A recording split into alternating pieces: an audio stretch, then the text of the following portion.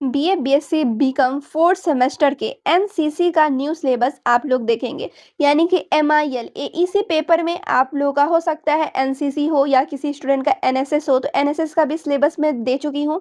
और जिनका एनसीसी है तो वो इस वीडियो में सिलेबस देख लेंगे। और यहाँ पे मैं इंग्लिश और हिंदी दोनों ही में सिलेबस देने वाली हूँ, क्योंकि हो सकता है कुछ स्टूडेंट इंग्लिश मीडियम के हो, कुछ हिंदी मीडियम के हो, इसलिए यहाँ पर मैं दोनों ही मीडियम के लिए सिलेबस लेकर आई हूँ। और एक चीज़ क्लियर कर दूँ, यहाँ पर बीए हो या फिर बीएससी हो या फिर बीकॉम हो, तीनों में से कोई भी आप लोग का स्ट्रीम हो, यहाँ पे जो एनसीसी का सिलेबस है वो सेम ही है। और इसमें सभी का जो सब्जेक्ट है, सिलेबस है, सबको सेम रहने वाला है। तो चलिए यहाँ पर एनसीसी का भी सिलेबस मैं आप लोग को दे देती हूँ। तो सिलेबस देखने से पहले आप लोगों को पता होना चाहिए कि एनसीसी का फुल फॉर्म क्या होता है, क्योंकि एग्जामिनेशन में एनसीसी का फुल फॉर्म पूछा जाएगा।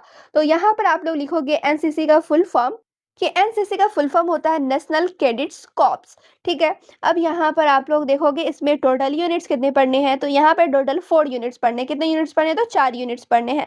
अब चारों यूनिट्स में कुछ कुछ पॉइंट्स दिए गए हैं, जिससे पहला यूनिट में पढ़ना है इंट्रोडक्शन टू एनसीसी, यानी एनसीसी का परिचय। और यहाँ पे 4 पॉइंट्स दिए गए हैं। एक इसका AIIMS, objectives and organisations of NCC पढ़ना है, यानी एनसीसी का लक्ष्य क्या है, उद्देश्य और संगठन क्या है। उसके अलावा इंसेंटिव्स फॉर एनसीसी कैडेट्स, यानी एनसीसी कैडेट्स के लिए प्रोत्साहन, ड्यूटीज ऑफ एनसीसी कैडेट्स, यानी एनसीसी कैडेट्स के कर्तव्य। उसके अलावा एनसीसी कैंप्स, यानी टाइप्स एंड कंडक्ट डिसिप्लिन, यानी एनसीसी कैंप्स प्रकार और इसके आचरण, ये सब आप लोगों ने पढ़ने हैं। यूनिट 2 में पढ़ना है नेशनल इंटीग्रेशन एंड सिक्योरिटी, यानी राष्ट्रीय एकीकरण और सुरक्षा पढ़ना है। इसमें भी 4 पॉइंट्स हैं। एक पॉइंट्स है नेशनल इंटीग्रेशन, यानी इंपॉर्टेंस एंड नीड, ये पढ़ना है, राष्ट्रीय एकीकरण महत्व और जरूरत। ठीक है। इसके अलावा दूसरा पॉइंट है फैक्टर्स अफेक्टिंग नेशनल इंटीग्रेशन, यानी राष्ट्रीय एकीकरण को प्रभावित करने वाला कारक।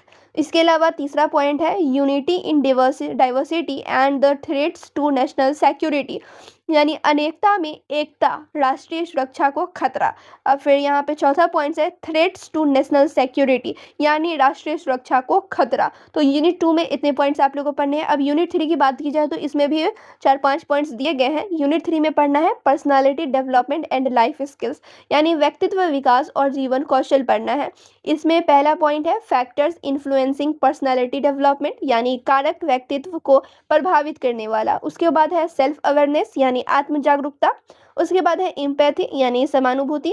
उसके बाद है क्रिटिकल एंड क्रिएटिव थिंकिंग, यानी कि आलोचनात्मक और रचनात्मक सोच। उसके अलावा है decision making and problem solving, यानी निर्णय लेना और समस्या का समाधान करना।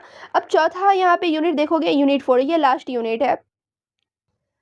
तो इसमें आप लोगों को क्या पढ़ना है, यूनिट 4 में पढ़ना है social service and community development, यानी समाज सेवा और सामुदायिक विकास। इसमें 4 पॉइंट्स है। एक पढ़ना है बेसिक्स ऑफ सोशल सर्विस, यानी समाज सेवा की मूल बातें। उसके अलावा रूरल डेवलपमेंट प्रोग्राम्स, यानी ग्रामीण विकास कार्यक्रम। उसके बाद एनजीओस पढ़ना, यानी नॉन गवर्नमेंटल ऑर्गेनाइजेशंस, यानी एनजीओ गैर सरकारी संगठन पढ़ना है। इसके अलावा contribution of youth in nation building, यानी युवाओं का योगदान, ये सब पढ़ना है। तो इसमें आप लोगों ने देखा एनसीसी में 4 यूनिट्स पढ़ने हैं। तो ये था एनसीसी का सिलेबस। और आप लोग कहोगे कि मैं इसकी कंप्लीट तैयारी करा दूं, तो बिल्कुल मैं करा दूंगी, अगर आप लोगों का कमेंट आया तो चले फिर मिलती हूँ दूसरे वीडियो में।